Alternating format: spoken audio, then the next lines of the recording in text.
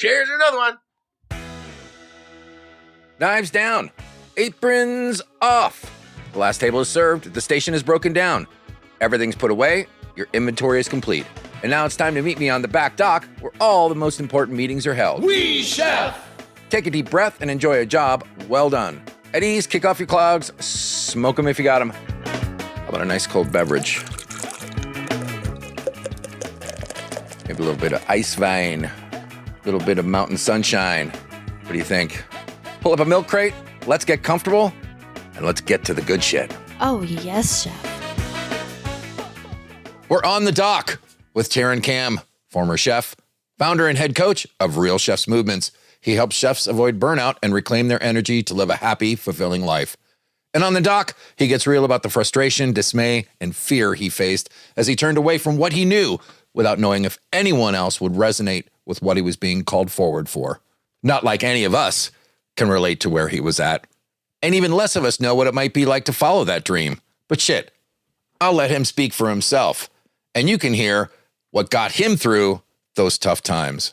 Tarren Camm, y'all. I am doing a little bit of a post-series at the moment of a timeline of my life in the kitchen. And to start it off in Ballarat the way that I did, that was the small town. It was really tough. I lost a lot of sleep over it. I was always hanging in the balance of whether I was going to keep a job or not because I just had no idea what was going on, mate. I'm like, cool, the dishes go in the dishwasher and what do I do next? And then I'd get a few orders barked at me and I'm like, oh my God, what am I doing in here? I have no idea how to keep this going, how to keep it structured. And once I got my head around it, well, yeah, the head got a little bit bigger, I guess. And I thought it would have been smart to jump up on this island and that steward job, mate. Oh my God, I'm not sure if I've ever had a harder job in my life, to be honest with you. And to be taking out the head steward position there was to be working 14, 16-hour days. And I went from this single compartment dishwasher in this small town to rocking up and seeing this conveyor belt beast where you could have 6 racks cycling through. And I was just like, what is this? This is crazy. And the same thing happened. Losing sleep. I'm going to lose my job. I'll get kicked off this island. What do I do? And somehow along the way, I just fell in love with everything that was being organized, being the fastest, being the best. I never looked back, to be honest, mate. And the respect that the chefs had for me and the way I went about it was an amazing feeling. And I couldn't agree with you more, mate. Every kitchen stops at the kitchen hand. It certainly does. And this island that you were working at, did they do lots of banquets as well? So you had to kind of like round up everything and make sure that the kitchen had what they needed. So you're taking care of it before they actually even need it and then taking care of it after. Absolutely. And the operations didn't stop there. I mean, we had the steel section, we had the pit, and then we had obviously the marching orders from the chefs. And once a week, we'd have the barge delivery as well, where it was a matter of setting up all of the long railings. Workout of your life, by the way. Oh my God. And we'd set that up and I'd crush this whole delivery from the boat. And we'd end up just grabbing these boxes, throwing them everywhere, going into different storage units, and oh my Lord, it was absolutely crazy. And I had so much pride in getting up at 4:30 in the morning and meeting with the executive chef, and sun's just starting to come up over this beautiful place. And we're like, all right, well, there's the barge, and you can see the boat coming in, and you can see all the maintenance lads and all the tradies ready to bring it across. And game on, mate. Never had a harder job than this one, and I always look back very fondly on it. It really did lay a foundation for me. And did you find that throughout your career and the different things that you've done, that this idea of you stressing about whether or not you're doing it correctly and worrying about, what's my next step? What the hell am I doing? I don't want to look bad. How can I bring it up? Has that kind of followed you around?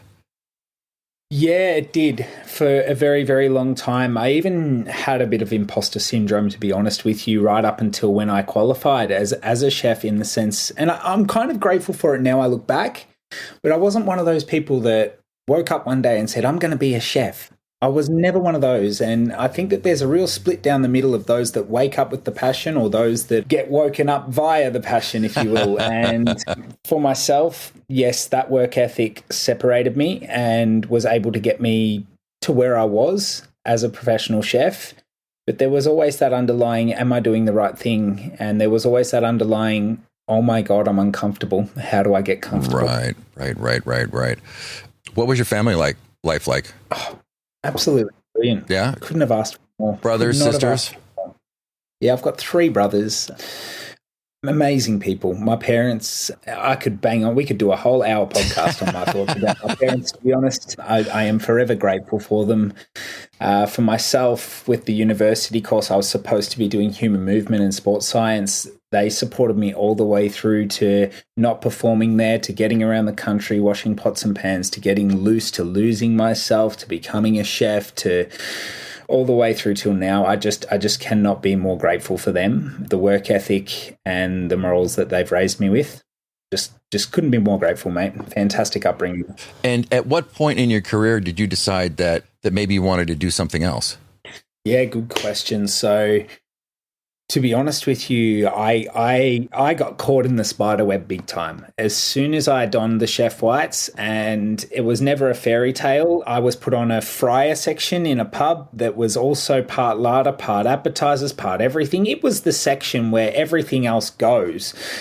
So it was a tough one. And again, very uncomfortable, again, fearing for my job. But the moment that I picked up some rhythm there, the moment that I earned just the tiniest bit of respect from the head chef, was the moment I grabbed it and ran. And it would have been almost 10 years from that date before I started to have the inklings and thoughts to change it up. And the shift, I believe there was a foundation for the shift towards fitness, probably from the word go, in the sense that I've had a solid fitness base all of my life. Mm-hmm.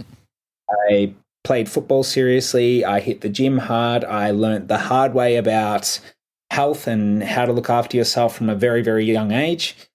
And there were a couple incidents throughout my career, or a couple moments where I wasn't treating myself well, Adam, whether it was just teetering with burnout or getting hooked into substances yet again, or just somewhere in between along there. And every single time I consider myself lucky, whether I was 21, 25, 27, 30, I always had the knowledge of how to use fitness as a weapon to get myself out of deep shit. And I got myself into deep shit quite a few times. I don't think you're alone in that.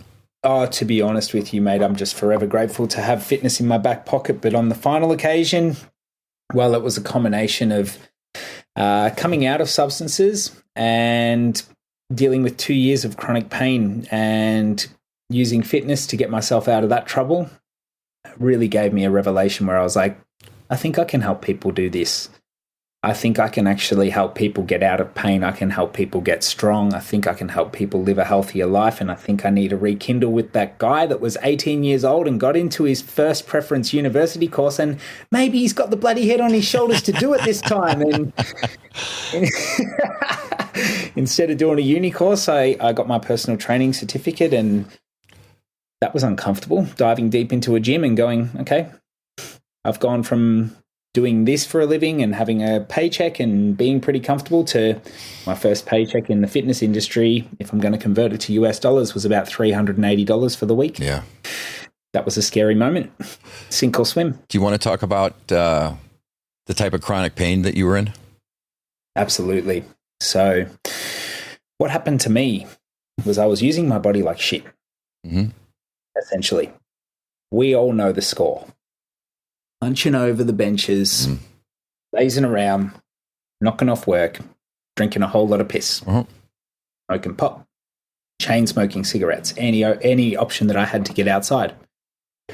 I was also in the mode of trying to get myself out of that pattern. And funnily enough, I did a little bit of a number on myself whilst in the gym. I believe this number was done from already having the wrong structure in my body, already not treating myself well. But I strained, and I say only strained, a muscle that connects from the rib to the hip. That's all I did. It was a light strain. I remember waking up, getting ready for work, leaning over the sink to expel the toothpaste mix and going, that hurts. That hurts. Something's wrong and it's deep. I'm going to go with the mantra I've gone with the last 15 years of my life and hope it takes care of itself. 2 weeks later, the pain's a little bit more dull. The pain's a little less bearable. A month later, the pain is now recurring down my left hip. It is starting to creep up my lower back. It is like there is like nerves crawling around in the lower abdomen area. Starting to get serious. Saw a physio, saw a couple other therapists, got given a couple stretches. Right. Got given some hydrotherapy techniques. Didn't do a lot. Ripped that muscle in the kitchen at some point. Gave it a good rip. That was tough. It knocked my hips out, my lower back, and it was basically a 2-year road to recovery once I met the right person, which would have been it was a 2-year road to recovery, a year of trial and error. And then a year after I met somebody who was a grumpy sports physiotherapist. He was mortified by the way I was living my life. I was viciously underweight. I was still smoking. I had no life in my eyes, mate. Right. And he saw that as an opportunity to kick my ass into gear, to tell me what's what, and to show me that if I'm going to continue taking a shit on my body, I will continue to feel like a piece of that. So really, the answer was aggression. The answer was I need to get strong. The answer was I need to get back to my roots. Right. This guy flogged me in the gym, on the massage table. He made my life a misery, but he also brought back the joy. Good. And he also taught me how to respect myself again. So it was almost getting schooled. To be honest, mate, this guy schooled me beyond belief. And if we want to talk about getting schooled, let's talk about the school from around 40 years ago. Where the belief systems and the things you're allowed to do as a teacher were different. Right. That was this guy. That was this guy. He is a lovely fella. I'm forever grateful for him. Whenever I see his name pop up, whenever I see him, I am absolutely full of respect and full of gratitude. It was a really, really challenging road being in kitchens and having to deal with the pain of attacking such an injury with aggression instead of, lengthening the muscle, relaxing, therapy, painkillers. Right. It was a really long road, but there was a point there where I started to see a bit of light after a workout with him. I wasn't as sore. I was a bit more hungrier than usual. I was definitely smoking less. Things were on track. That was a progression. And that right there, I believe, was the seed planted to grab that young fella out of me and go, hey, you're still there, man. You're still there. You still love this. Maybe you can make a shift into doing this. And yeah, to be honest with you, man, it's a very weird place to be visiting right now. It was a really, really, really, really challenging time of my life, to be honest. And so if this grumpy old physio actually kind of sorted you out, would you be okay with throwing his name in the circle? Like, absolutely. His name was Simon Macaulay. And funnily enough, he was actually the head physio of my favourite AFL football team. For those of you that don't know AFL, well, it's the Australian Football League, right? But in saying that, really, it's just in my state where most of the teams are and a couple teams up here and there. We're not a AFL dominant country, so it's hard to know what AFL is for a lot of people. He was the head physio of my favourite team. We had that connection. He was brutal. He was honest. He was everything I needed him to be. And somewhere along the way of him kicking my ass, much like many of the head chefs and executive chefs I had, there was a turning point. There was a moment there of just getting completely ridden, completely demoralized at times with how I was treating my body and completely exposed and constantly showing back up, constantly putting in the reps for myself. And it's turned into a friendship. That's awesome. And I know you're married now and you have a child. Yeah. At what point during this process did you meet your wife? Yeah, so I ended up going over to London 2013-ish. I spent a year and a half. So I got to almost 2015-ish thereabouts. And I went to a Christmas party this Scottish fella was having. He was working with my wife at the moment in Three, I believe, selling phones. And somehow, some way, my best friend's older brother knew this guy. This guy somehow knew to reach out to us. Right. We all rocked up to this party. We're in London. It's Christmas, New Year's time. And she was there. And I'd love to say the rest is history. Do you know what? The rest is history. From that moment there, we're in each other's pockets, to be honest, mate. That's great. We spent the next year in London together. I was running out of a visa. Mm-hmm. We initially wanted to use marriage as a tool to just help us stay together. Her parents wouldn't have a bar of it. Right. So I found myself living in Lithuania for 6 months. Wow, Lithuania. Very cool. Yeah, extremely cool and very much eye-opening. An Australian boy, I'll call myself at that time, is looked at like a pretty little flower over in the East European land right next door to Russian. right next door to Russia. Wow. But we went there. They wouldn't have a word of us doing a quick marriage. We did the 3-day ceremonial marriage. We got a homestead. Vodka was breakfast. Life was beautiful. Wow. And she came over to Australia, and she has been here since, to be honest. We were supposed to get back, but COVID forbid. Right. So she's been with you throughout this entire transformation of you getting injured and then kind of finding a road back and then deciding that you really wanted to make a contribution to the people in the industry by focusing on them as potential clients. Absolutely. And her mum was a chef as well. Commendable chef as well. She is one of those hard-nosed women that you look at straight away and you're like, you are going to love me unconditionally, but I will never F with you, ever. I never want to be on the wrong side of this. Right. And I remember her saying to her mum when she met me, I'm dating this chef. And she's like, please, anyone but a chef. Right. And this is why. And went through why. And we both know why. And the culinary world knows why. Sure. Do you know what? Yeah, she's stuck by my side, man. She went home for a little while there for a couple months to see her family and whatnot. But she's been in Australia for almost 7 years now. She's seen me go from heading kitchens in Australia to dealing with the chronic pain to making the transformation to being in a gym to being booted out of the gym and capitalizing on an idea that was, to be honest with you, Adam, nothing more than a slurry speech I'd make to my dad after a couple beers.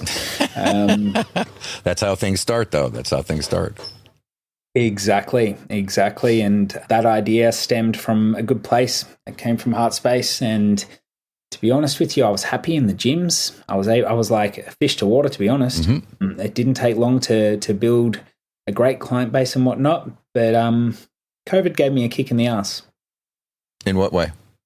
Well, I was booted out of the gym and I had no income. I had nothing, actually. Right. The world came to us and the world stopped. To be honest, yeah. And look, I mean, shout out to the Aussie government. I mean, we were okay. We were supported and we were able to get through this time. But for how long? Right. And when you've got a kid and when you've got a wife and you've got yourself and you want to support, you need to do something. And I did. I had all my clients outdoors. No gyms open. Okay, fine. Awesome. I'll meet you in this creep den because it's raining tomorrow and we'll do some kettlebell swings there. We'll do a workout there. I train clients outdoors. I blew the last of my savings on a business mentor who is still my mentor. I'm forever grateful for this person. And we buckled down. We had about $200 to our name and we spent everything that we had and constantly made into RCM, the Real Chefs Movement, and just kept digging deep, kept solving problems, kept finding new, beautiful problems the bigger that we got. And somewhere along the way, I was in a position to drop the face-to-face work and be in front of this computer and impact an industry that I have so much love for and individuals that I'm just back at home, man. I'm back in the trenches with chefs, to be honest. I get to speak the way I want to speak, not the way I have to speak on a gym floor. That's it for this episode of Chef Life Radio's On the Dock. There's a new kitchen culture coming, and we all get to be part of it. It's what we wanted when we started, but we're either too afraid or pessimistic to ask for it. It doesn't matter what the poster on the wall says. Remember, your workplace culture starts from the bottom up. In fact, it starts with you. At Chef Life Radio, we believe that working in a kitchen should be demanding. It shouldn't have to be demeaning. It should be hard, just doesn't have to be harsh. We believe that it's possible to have more solidarity and less suck-it-up sunshine, more compassion, less cutthroat island, more partnership and less put up or shut up, and we get to have more community and less fuck you. We chef! And finally, we believe in you. Consider for a second, for all the blood, sweat, and tears we put into what we do, that really, at the end of the day, it's just some stuff on a plate. None of it really matters. It doesn't define you as a person or make you any more special or less than anyone else. It's just a dance that we're engaged in, so we might as well laugh and enjoy every bit of it. Or didn't you know that the purpose of your life should be to enjoy it? Like it, happy. I fucking love it. I am humble. Goddamn Tory Fox, I don't live on now. Stand tall and frosty, brothers and sisters. Until next time, be well and do good. In case you didn't realize it, we just got our asses kicked in there, man. Find us on Facebook, Instagram, Twitter, all the other goddamn social media sites at Chef Life Radio, all one word. Visit us on the website at chefliferadio.com. Oh, yes, Chef. This show was written, produced, and recorded by me, Adam Lamb, at the Dish Pit Studios in Bardo, North Carolina, and co-produced by Thomas Stephenson. On the Dock is a production of Realignment Media.